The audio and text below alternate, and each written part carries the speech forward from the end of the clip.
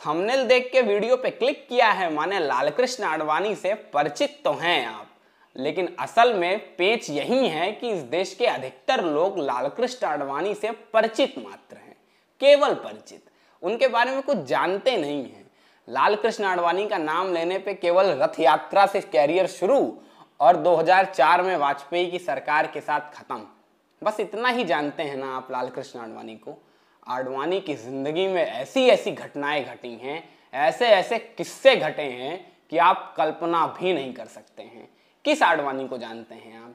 वो वयोवृद्ध आडवाणी जो 2004 में 3 में पाकिस्तान की यात्रा करता है, इस देश के गृह मंत्री के तौर पे काम करता है, मोहम्मद अली जिन्ना को सलाम ठोकता है, 1992 का बाबरी विध्वंस कराता है।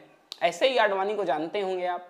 लेकिन असल में क्या आप उस आडवाणी को जानते हैं जो साइकिल से पत्रकारिता करता था, जो साइकिल से लाल बहादुर शास्त्री का इंटरव्यू लेने चला जाता था? वो आडवाणी जो साइकिल से राज कपूर से मिलने उनके दफ्तर पहुंच जाता था? वो आडवाणी जो बॉलीवुड की खबरें देखने के लिए बी टाउन की गलियां छानता था? जानते हैं इस आडवाणी को?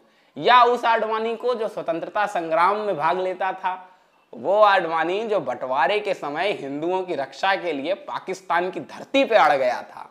या वो आडवाणी जो चित्तौड़गढ़ की धरती पे डर के मारे थर थर कांप रहा था? वैसे क्यों कांप रहा था अगर जानना हो तो वीडियो का लिंक डिस्क्रिप्शन बॉक्स में है, क्लिक करके आप उस वीडियो को भी पूरा देख सकते हैं। लालकृष्ण आडवाणी के बारे में लोग ज्यादा जानते नहीं हैं, लेकिन पॉलिटिक्स पे बने रहेंगे तो धीरे धीरे करके जान भी जाएंगे और समझ भी जाएंगे। लालकृष्ण आडवाणी के विषय के ऐसे तमाम किस्से हैं जो हम आपको आने वाले दिनों में उपलब्ध कराएंगे, और इसी सीरीज का ये दूसरा वीडियो है जहां लालकृष्ण आडवाणी की बचपन का एक नटखट सा किस्सा आपके सामने लेके आए हैं। अच्छा, आश्चर्य की बात है, हमारी और आपकी पीढ़ी वाले तो लालकृष्ण आडवाणी को केवल वयोवृद्ध नेता के तौर पे देखते हैं। माने आडवाणी का नाम ले लो ना तो तस्वीर में वही बूढ़ा आडवाणी आता है। सच्ची सच्ची बताइएगा एकदम दिल से, आडवाणी की युवा अवस्था की तस्वीर कल्पना में नहीं आती, बचपना तो दूर की बात है। आप में से अधिकतर लोगों ने पहली बार आडवाणी की बचपन की तस्वीर देखी होगी अभी थंबनेल पे। सही सही कह रहा हूं ना? आडवाणी के बारे में ख्यालात ही कुछ ऐसे हैं। लेकिन लालकृष्ण आडवाणी का उनकी दादी के साथ रिश्ता और उनकी दादी के साथ का ये किस्सा बड़ा कमाल का है। चलिए करते हैं सीधा किस्सा शुरू। 8 नवंबर 1927 की तारीख थी। तारीख 8 नवंबर 1927। पाकिस्तान का कराची। पाकिस्तान का कराची माने पूरब का वेनिस जनाब। पाकिस्तान का कराची माने तब का बंबई, पूल डेवलप्ड सिटी।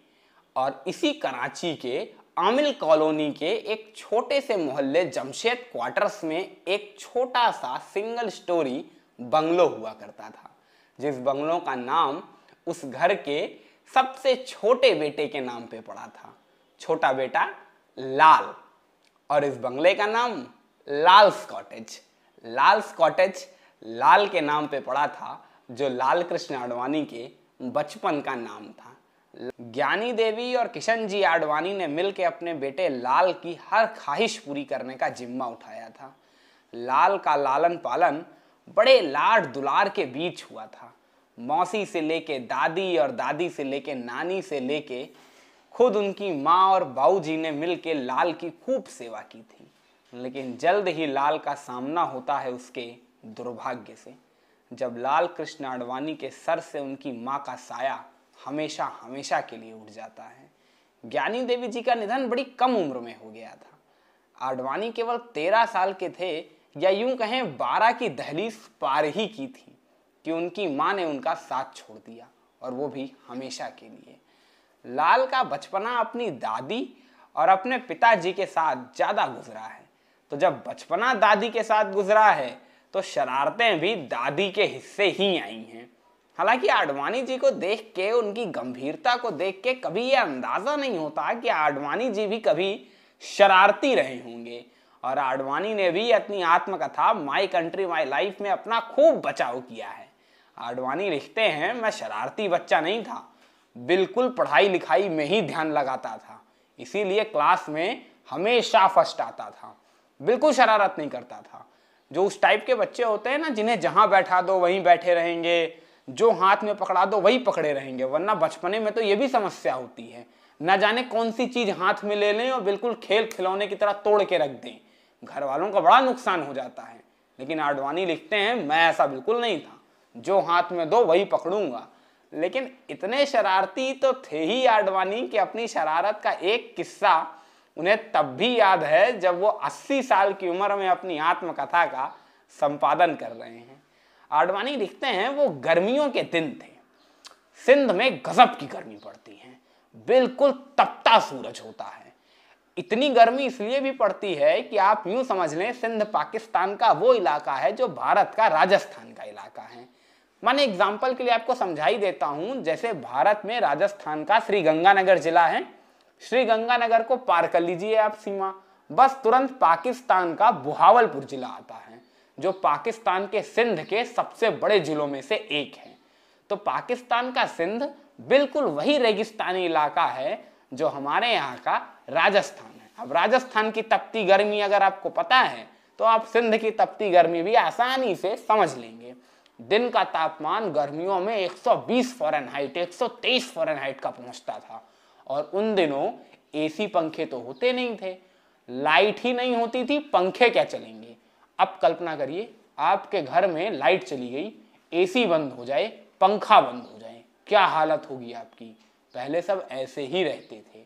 तो गर्मी से बचने के कई घरेलू नुस्खे निकाले जाते थे। उन्हीं में से एक नुस्खा था कि घर में बड़े बड़े पेड़ों की डालियों पे झूले डाले जाते थे।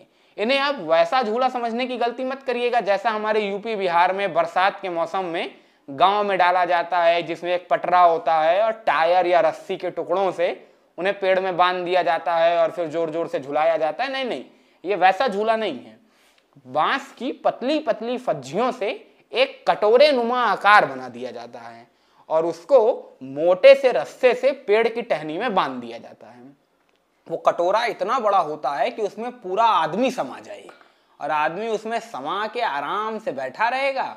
हल्का हल्का झूला अपने आप मूव करेगा तो हल्की हल्की हवा अपने आप लगती रहेगी और पेड़ों के झुरमुटों में लगेगा तो ठंडी हवा भी लगेगी, इससे गर्मी से राहत मिलेगी।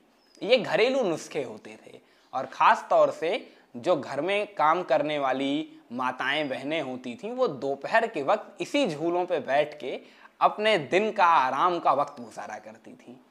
ऐसा ही एक रोज़ था और आडवाणी की दादी जी इसी झूले पे बैठ के आराम से दोपहर का आनंद ले रही थी। जरा झपकी सी लगी थी क्योंकि दिन में बड़ा काम किया था, लेकिन उस दिन गर्मी कुछ ज़्यादा ही थी। इतनी गर्मी थी कि झूले की मूवमेंट से हवा नहीं लग रही थी। तो दादी ने क्या किया, एक बांस वाला पंखा ले लिया। हमारे यहाँ चलता है ना गांव में पंखा, याद करिए, ऐसे ऐसे ऐसे ऐसे करो तो हवा लगती है। बहुत सारे लोगों को पता होगा, बहुत सारे लोगों को नहीं पता होगा। यूपी बिहार में उसे बेना कहते हैं, गांव के इलाकों में तो बेना हाँकने लगी थी। अब पंखा हाँकने लगी थी और नन्हे आडवाणी वहीं मिट्टी में खेल रहे थे। आडवाणी ने देखा दादी पंखा हाँक रही हैं और हाँकते हाँकते उन्हें झपकी आने लगी। ऐसा पहले होता था, याद करिए, आज से 10-15 साल पहले जब खूब लाइट जाया करती थी रातों में, तो घरों में हम लोग हाथ वाला पंखा लेते थे, हैंड फैन, और उसे लेके ऐसे ऐसे ऐसे ऐसे घुमाया करते थे। हालांकि हमारी मम्मियाँ और हमारी दादियाँ खूब अच्छा घुमाती थीं। ऐसे ही दादी उनकी घुमा रही थी, घुमाते घुमाते हल्की सी झपकी लग गई। अब झपकी में भी जिसकी आदत होती है ना, आपको बताऊं, जिसकी आदत होती है उसका झपकी में भी हाथ चलता रहता है। मेरी माताजी का खुद ही यही हाल था, वो झपकी लेती रहती थी और हाथ से पंखा चलता रहता था। ऐसा ही कुछ आडवाणी की दादी के साथ भी था, झपकी ले रही थी और हाथ से पंखा ऐसे ऐसे घूम रहा था। अब झूले पे बैठी हैं, झपकी ले रही हैं, पंखा घूम रहा है। कल्पना करिए दृश्य, नन्हे से लाल हैं, मिट्टी में खेल रहे हैं। लाल ने देखा कि दादी पंखा घुमा रही हैं और सो गई हैं। अब लाल के भीतर से जागा लाल का शैतान। लाल भागता हुआ घर के अंदर गया और घर के अंदर से एक नीम की दातून ले आया। दातून समझते हैं? दातून माने नीम की पतली पतली टहनियां तोड़ी जाती हैं और उससे दांतों को साफ किया जाता था। बहुत एंटीबैक्टीरियल होता है और हमारे पुराने समय में गांव में उसी से टूथब्रश का काम लिया जाता था। तो आडवाणी वही टहनी लेके आए और चुपके से दादी के हाथ में से वो हैंड फैन निकाला और वो टहनी लगाई।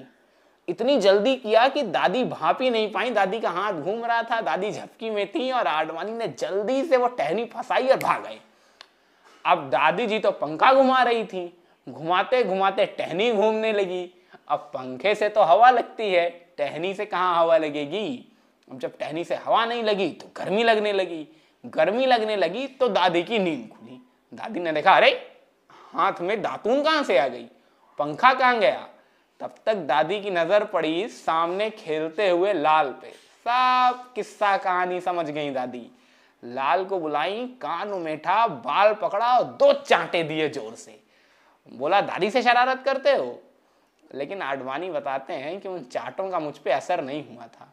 वो चाटे खा के मैं सीधा घर की ओर भागा था घी रोटी खाने के लिए। आडवाणी को घी रोटी खूब भाती थी। दादी आडवाणी को खूब देसी घी लगा लगा के रोटियां देती थी और लाल खूब खाते थे। खैर, दादी और लाल का ये किस्सा कैसा लगा आपको, सच्ची मुच्ची बताइएगा। और जैसा भी लगा हो कमेंट सेक्शन में कमेंट जरूर दीजिएगा। वीडियो अच्छा लगा हो तो लाइक करना मत भूलिए, शेयर करना मत भूलिए, चैनल को सब्सक्राइब करना तो बिल्कुल मत भूलिएगा, क्योंकि मैं आपसे पहले भी कह रहा हूं ऐसे ही इंटरेस्टिंग पॉलिटिकल एनेक्डोट्स लगातार यहाँ पे मिलते रहते हैं। रोज रोज बोलता हूँ, सब्सक्राइब कर दिया करिए, करते नहीं हैं आप।